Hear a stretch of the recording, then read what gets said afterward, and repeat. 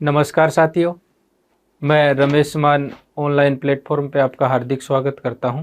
पिछली वाली कक्षा में अपन ने व्यंजन वर्ण के बारे में विस्तृत से अध्ययन किया था और आज उसी व्यंजन का एक छोटा सा पार्ट बचा हुआ है, उसके बारे में अध्ययन करेंगे।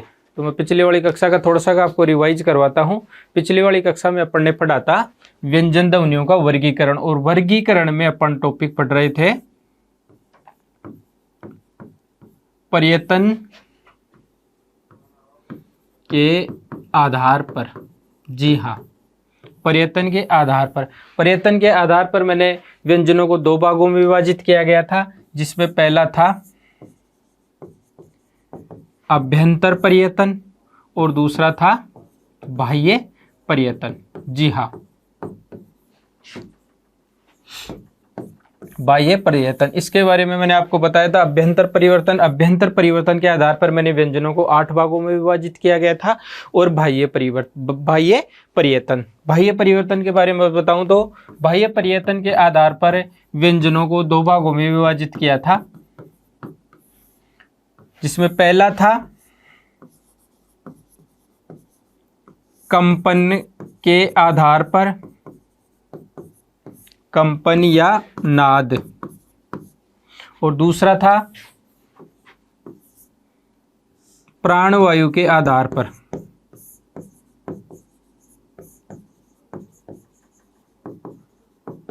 जी हाँ, बाह्य परिवर्तन के आधार पर व्यंजनों को 2 भागों में विभाजित किया था, जिसमें पहला था नाद या कंपन के आधार पर और दूसरा था प्राणवायु के आधार पर। नाद या कंपन क्या है? नाद या कंपन है कि जिन व्यंजनों का उच्चारण करते हैं, उच्चारण करने पर जो कंपन उत्पन्न होता है उसे कहते हैं नाद या कंपन के आधार पर। कई व्यंजन ध्वनियां ऐसी हैं जिनके उच्चारण में कंपन उत्पन्न होता है और कई में कंपन उत्पन्न नहीं होता है। इसके आधार पर व्यंजनों को 2 भागों में विभाजित किया गया था, जिसमें पहला था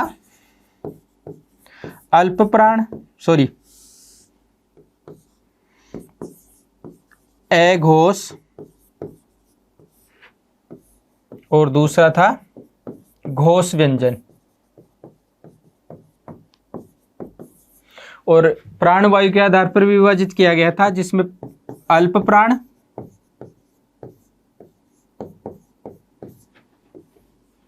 और महाप्राण। जी हाँ, एगोस में मैंने आपको बताया था कि वर्ग का पहला दूसरा वर्ण, यानी वर्ग था, वर्ग के बारे में मैंने आपको बताया था कि किसी भी वर्ग का पहला और दूसरा वर्ण किसके अंतर्गत आता है? एगोस व्यंजन के अंतर्गत आता है। साथ ही श और श, ये तीनों जो ऊष्म व्यंजन है, ये भी किसके अंतर्गत आते हैं? घोष व्यंजन के अंतर्गत आते हैं। इसके साथ ही सभी ये जो 1 2 स, ये जो वर्ण है किसके अंतर्गत आते हैं? घोष व्यंजन के अंतर्गत आते हैं। एघोष व्यंजन में आता है वर्ग का तीसरा, चौथा, पांचवा। और एक जो आपका ऊष्म व्यंजन है, ऊष्म व्यंजन में बचा है है जो व्यंजन है वो भी किसके अंतर्गत आता है? घोष व्यंजन के अंतर्गत आता है। साथ ही आपके जो स्वर हैं, स्वर भी किसके अंतर्गत आते हैं? घोष व्यंजन के अंतर्गत आते हैं। अल्प प्राण में मैंने बताया था कि वर्ग का पहला, तीसरा, पांचवा वर्ण महाप्राण के अंतर्गत आते हैं, दूसरा और चौथा वर्ण। साथ ही अल्प प्राण के अंतर्गत आते हैं य, र, ल, व, और इसके अंतर्गत आते हैं ऊष्म व्यंजन स और है। अल्प प्राण में जो सभी स्वर हैं वो भी किसके अंतर्गत आते हैं? अल्प प्राण के अंतर्गत आते हैं। घोष व्यंजन में अंतस्थ व्यंजन में य, र, ल, व। इस प्रकार मैंने आपको बताया था कि बाह्य परिवर्तन के आधार पर व्यंजनों को 2 भागों में विभाजित किया गया था, जिसमें पहला था नाद या कंपन के आधार पर, दूसरा था प्राणवायु के आधार पर। यह मैंने पूर्व कक्षा में बताया था, आपको रिवाइज करने के लिए बताया है। आज पढ़ेंगे अपन उच्चारण स्थानों के आधार पर व्यंजन ध्वनियों का वर्गीकरण। जी हाँ,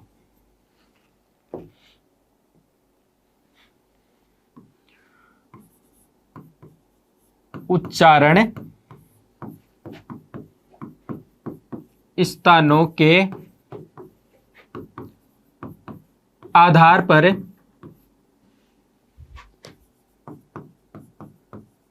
व्यंजन ध्वनियों का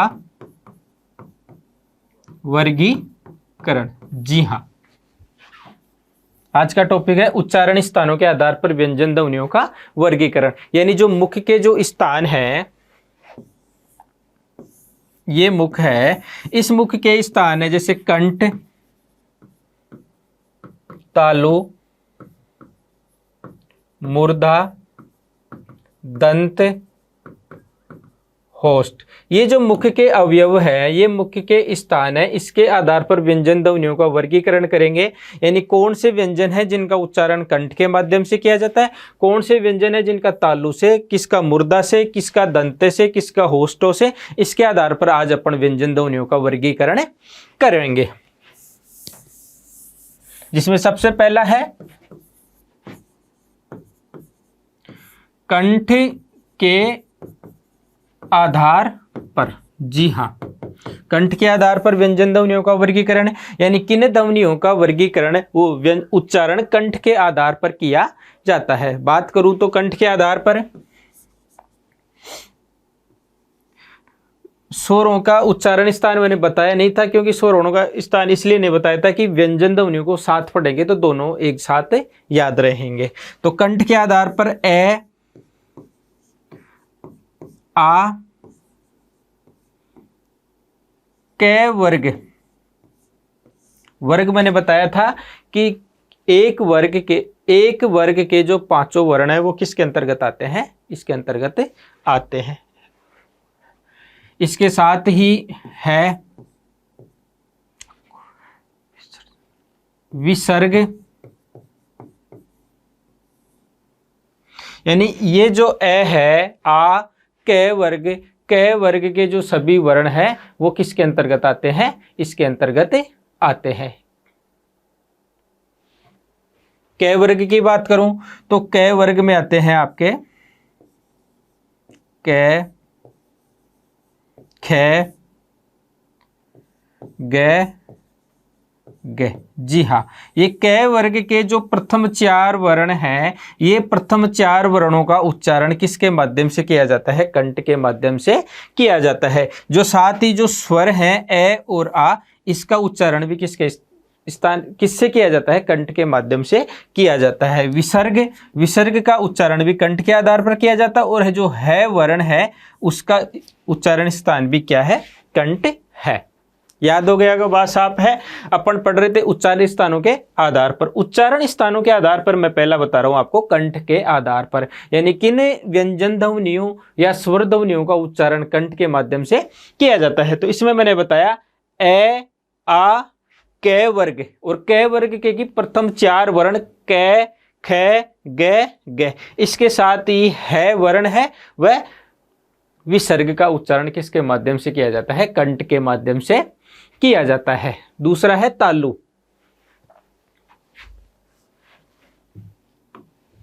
जी हां,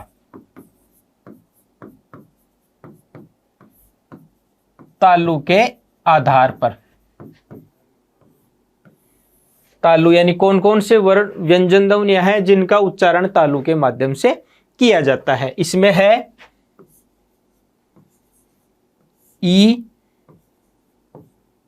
ई, च वर्ग के प्रथम चार वर्ण, साथ ही स, इनका उच्चारण किसके माध्यम से किया जाता है, तालु के माध्यम से किया जाता है। ई, च वर्ग के प्रथम चार वर्ण स और इसके साथ ही य, इनका उच्चारण किसके माध्यम से, तालु के माध्यम से किया जाता है। च वर्ग के कौन कौन से हैं, च वर्ग के हैं च, छ, ज और ज। जी हाँ, ये जो प्रथम चार वर्ण है च वर्ग के, इन चारों वर्णों का उच्चारण किसके माध्यम से किया जाता है, तालु के माध्यम से किया जाता है। बात साफ है। तालु के आधार पर, तालु के आधार पर है ई, च, छ, ज, ज, स और ये, इनका उच्चारण किसके माध्यम से किया जाता है? इनका उच्चारण तालु के माध्यम से किया जाता है। तीसरा है मुर्दा के आधार पर। जी हाँ, जो मुर्दा, जो मुख का मुर्दा है, उसके आधार पर व्यंजन ध्वनियों का उच्चारण किस प्रकार किया जाता है? री, ट वर्ग के प्रथम 4, श, ये जो वर्ण है, व्यंजन ध्वनियां है, इनके उच्चारण मुर्दा के माध्यम से किया जाता है। जी हाँ, इसके साथ ही एक और है वह, अंतस्थ व्यंजन का है वह। आपको मैं बता रहा हूं मुर्दा के आधार पर, मुर्दा के आधार पर इसका सूत्र भी ऋटुनाम स्वराम मुर्दा, ये संस्कृत में है। अब देखो री, री का उच्चारण किसके माध्यम से किया जाता है? मुर्दा के माध्यम से किया जाता है। इसके साथ ही ट वर्ग के प्रथम 4 वर्ण कौन कौन से हैं? इसमें है ट, ठ, ड और ड। जी हाँ, ये प्रथम जो 4 वर्ण हैं, चारों वर्णों का उच्चारण किसके माध्यम से किया जाता है? मुर्दा के माध्यम से किया जाता है। बात समझ में आ गई होगी। अगला है दंत। दंत के आधार पर। जी हाँ, कुछ व्यंजन ध्वनियां ऐसी हैं जिनका उच्चारण अपन क्या करते हैं? दंत के माध्यम से करते हैं। इसमें कौन कौन सा है? तय वर्ग, और तय वर्ग के वही 4 प्रथम वर्ण, स, इस स का उच्चारण भी किसके माध्यम से किया जाता है? दंत के माध्यम से किया जाता है। साथ ही एक और है तय वर्ग। तय वर्ग में कौन कौन से हैं? तय, थ, द, द। जी हाँ, इन चारों वर्णों का उच्चारण किसके माध्यम से किया जाता है? इन चारों वर्णों का उच्चारण दंत के माध्यम से किया जाता है। बात समझ में आ गई होगी। दंत के आधार पर ये जो मुख का अवयव है, ये जो दांत है, इन दांतों के माध्यम से इन व्यंजन ध्वनियों का उच्चारण किया जाता है। तय वर्ग, तय वर्ग में त, थ, द, द, साथ ही स, इनका उच्चारण किसके माध्यम से किया जाता है? दंत के माध्यम से किया जाता है। अगला है होठों के आधार पर। जी हाँ, पांचवा है होठों के आधार पर व्यंजन ध्वनियों का वर्गीकरण। यानी कुछ व्यंजन ध्वनियां ऐसी है जिनका उच्चारण किसके माध्यम से करते हैं? अपन होठों की सहायता से करते हैं। उन्हें क्या कहते हैं? होष्टाकृति के आधार पर भी कहते हैं। इसमें है उ, प वर्ग के प्रथम 4 वर्ण, यानी जो प वर्ग के जो प्रथम 4 वर्ण है, उनका उच्चारण किसके माध्यम से किया जाता है? होठों के माध्यम से किया जाता है। देखो प वर्ग के कौन से हैं? प, फ, ब, ब। इनका उच्चारण किसके माध्यम से किया जाता है? होठों के माध्यम से किया जाता है। इसलिए इन्हें क्या कहते हैं? होष्टाकृति के आधार पर व्यंजन ध्वनियों का वर्गीकरण। बात समझ में आ गई होगी। अपन पढ़ रहे थे जो मुखाकृति का जो सबसे लास्ट का भाग है होठ, उसके आधार पर व्यंजन ध्वनियों का वर्गीकरण किया गया है, जिसमें आप अगर उच्चारण करोगे उ, और प, फ, ब, ब, उच्चारण करने पर जो होठ हैं वो इन उच्चारण व्यंजन ध्वनियों के सक्रिय रह रहे हैं। इसे क्या करते हैं? होठों के आधार पर व्यंजन ध्वनियों का वर्गीकरण किया गया, इन्हें होष्टाकृति के आधार पर भी कहते हैं। अगला है नासिके व्यंजन। जी हाँ,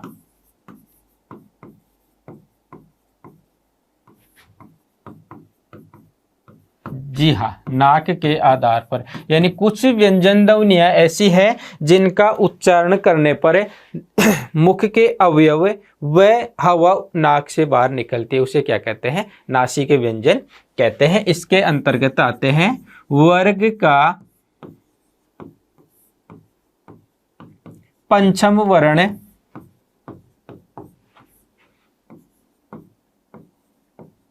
नासिकेय व्यंजन ध्वनियों के अंतर्गत आता है। जी हाँ, जो वर्ग के प्रत्येक वर्ग का जो पंचम वर्ण है वो पंचम वर्ण किसके अंतर्गत आता है? नासिक व्यंजन के अंतर्गत आता है। पंचम वर्ण कौन कौन सा है? ण,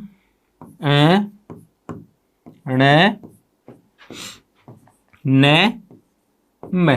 जी हाँ, इन पांचों व्यंजन ध्वनियों का उच्चारण नासिक उच्चारण स्थान के आधार पर किया जाता है। जी हाँ, अपन पढ़ रहे थे नासिक के आधार पर, तो नासिक के आधार पर व्यंजन ध्वनियों का इस प्रकार वर्गीकरण किया गया है। जो वर्ग का पंचम वर्ण है उस पंचम वर्ण के आधार पर इनका उच्चारण किया जाता था। ये था उच्चारण स्थानों के आधार पर व्यंजन ध्वनियों का वर्गीकरण। 6 प्रकार से अपन ने व्यंजन ध्वनियों का वर्गीकरण किया है। इसके साथ ही अगला है कुछ स्वर हैं जो उनका उच्चारण किया जाता है कंठोष्ठ के आधार पर। जी हाँ, कुछ व्यंजन ध्वनियाँ ऐसी हैं जिनका कुछ वर्ण ऐसे हैं जिनका उच्चारण कंठोष्ठ के माध्यम से किया जाता है, उन्हें क्या कहते हैं? कंठोष्ठ व्यंजन कहते हैं। इसके अंतर्गत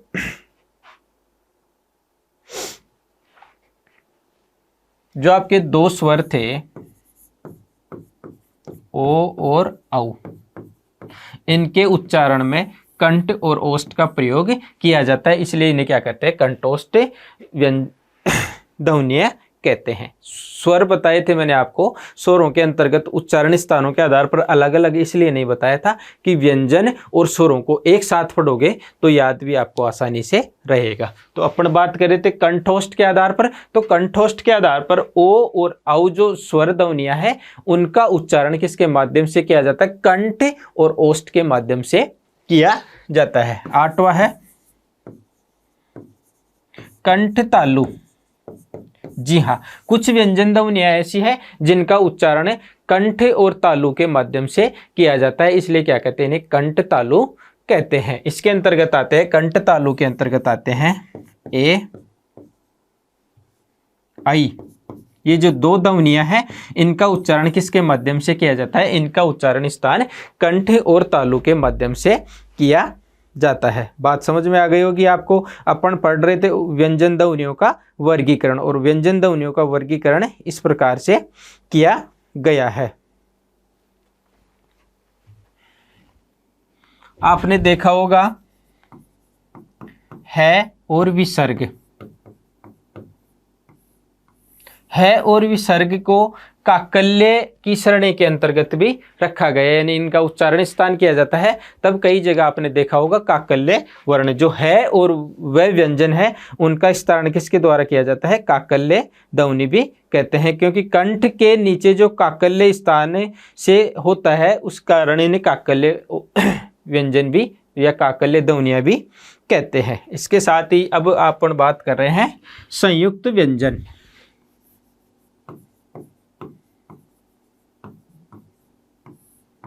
जी हाँ, संयुक्त व्यंजन उसे कहते हैं वे व्यंजन ध्वनियाँ जो दो या दो से अधिक व्यंजनों से मिलकर बनी हुई है, उसे क्या कहते हैं? संयुक्त व्यंजन कहते हैं। और संयुक्त व्यंजनों की संख्या हिंदी में कितनी है? 4 है। देखो कौन कौन सी है? छ,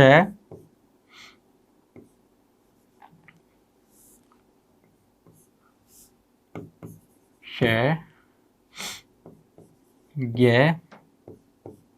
त्र, स्र। जी हाँ, ये जो 4 ध्वनियाँ व्यंजन है इन चारों व्यंजनों को संयुक्त व्यंजन की श्रेणी के अंतर्गत रखा गया है, क्योंकि इन व्यंजन ध्वनियों का जो निर्माण है वो 2 व्यंजन से किया गया है, जैसे क प्लस स। जय प्लस जय, तय प्लस रे, से प्लस रे। जी हाँ,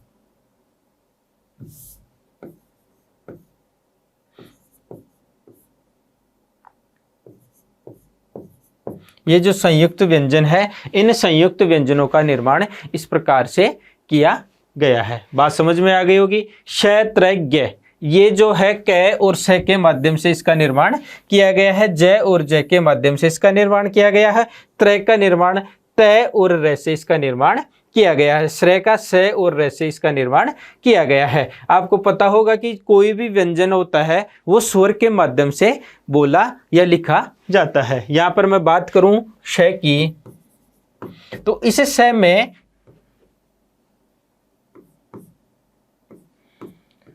क प्लस स प्लस ए।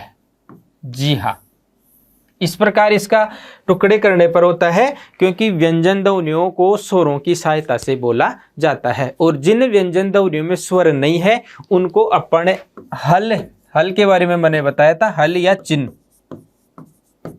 के माध्यम से व्यक्त किया जाता है। अगर किसी व्यंजन से अपन स्वर हटाते हैं, स्वर हटाने का उसका परिचायक सूचक क्या है? हल चिन्ह है। अगर किसी व्यंजन ध्वनि के नीचे हल चिन्ह लगा हुआ है, इसका तात्पर्य यह है कि उसमें स्वर मिला हुआ नहीं है। बात करें अपन श की, तो श में से क्या करते हैं अपन? स्वरों को और व्यंजनों को, ध्वनियों को अलग अलग करते हैं। तो क आधा है, इसमें व्यंजन स्वर नहीं मिला हुआ, इसके नीचे क्या लगाया मैंने? हलंत लगाया। श है, इसके नीचे मैंने जो इसमें ए मिला हुआ था उसको हटाया, तो इसके नीचे भी क्या लगाया? हल लगाया।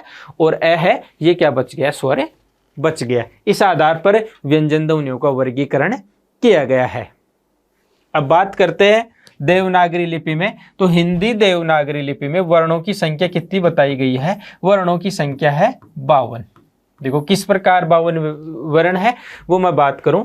बात करते अपन स्वर। जी हाँ, स्वरों की संख्या कितनी है? 11। एक एक जो स्वर है उसके बारे में मैंने बताया था, स्वरों को किस आधार पर विभाजित किया गया था उसके बारे में भी अपन ने विस्तृत अध्ययन किया गया था। दूसरा है व्यंजन।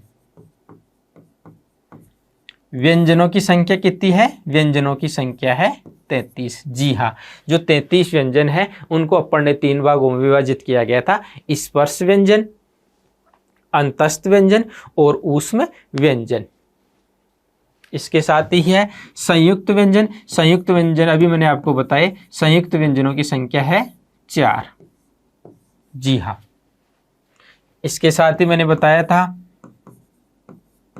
उत्क्षिप्त व्यंजन, और इसके साथ बताया था अयोग वाहक व्यंजन। जी हाँ, देखो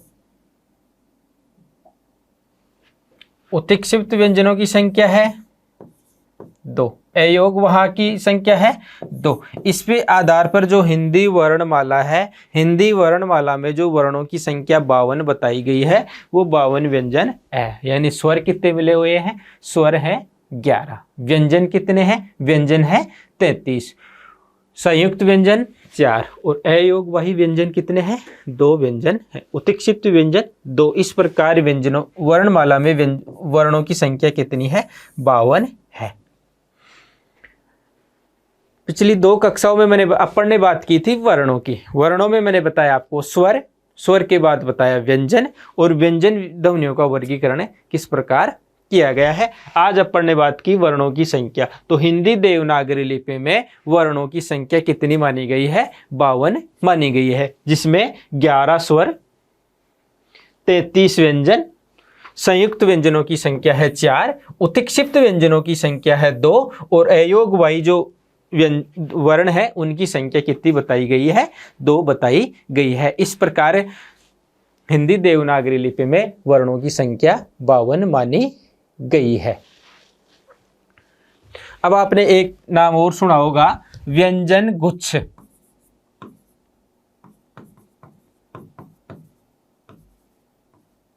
जी हाँ, ये जो व्यंजन गुच्छ है, ये व्यंजन गुच्छ उसे कहते हैं जब कोई शब्द देखते हो और शब्द देखने पर आपको ये दिखाई देता है कि कोई समान जाति का आधा व्यंजन है और उसके बाद उसी जाति का अगर पूरा व्यंजन आता है तो उसे क्या कहते हैं, व्यंजन गुच्छ कहते हैं। जैसे मैंने यह लिखा बच्चा। जी हाँ, ये देख रहे हो, ये जो मैं इसमें परिभाषा ये थी कि जब कोई आधा व्यंजन, आधा का मतलब होता है उसमें स्वर मिला हुआ नहीं है और उसके तुरंत बाद उसी जाति का पूरा व्यंजन आता है तो उसे क्या कहते हैं, व्यंजन गुच्छ कहते हैं। इसके साथ ही देखो कच्चा,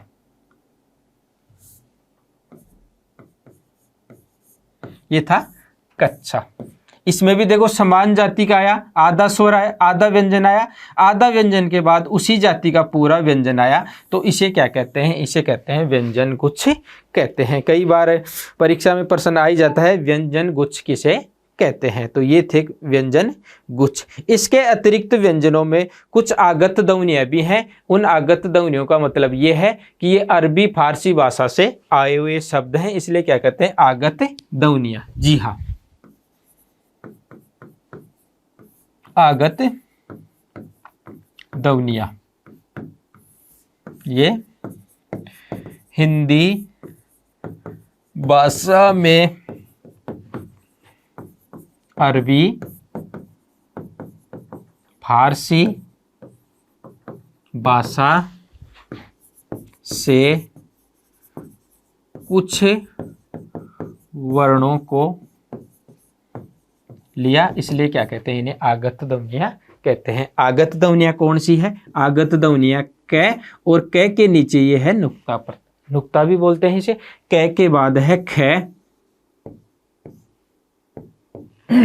ख के बाद है ग,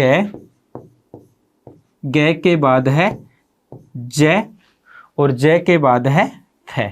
जी हाँ, ये वर्ण हैं, इन वर्णों को ये नुक्ता के माध्यम से लिखते हैं और इन्हें कहते हैं आगत ध्वनियाँ। अगर परीक्षा में प्रश्न पूछे निम्न में से आगत ध्वनियाँ कौन सी है, तो हिंदी में आगत ध्वनियों की संख्या है 5, क, ख, ग, ज, फ। ये कौन सी ध्वनियाँ हैं, ये है आगत ध्वनियाँ। 2 कक्षाओं में मैंने आपको स्वर और व्यंजनों के बारे में विस्तृत से और गहराई से अध्ययन करवाया है। नेक्स्ट क्लास में देखेंगे कि स्वर और व्यंजनों से प्रतियोगिता परीक्षाओं में अब तक कौन कौन से प्रश्न पूछे गए हैं, उनके ऊपर अपन चर्चा करेंगे। साथ ही जो स्वर और व्यंजन बताए हैं उनका रिवाइज भी उन प्रश्नों के माध्यम से किया जाएगा। आज की क्लास में इतना ही। धन्यवाद। Thank you.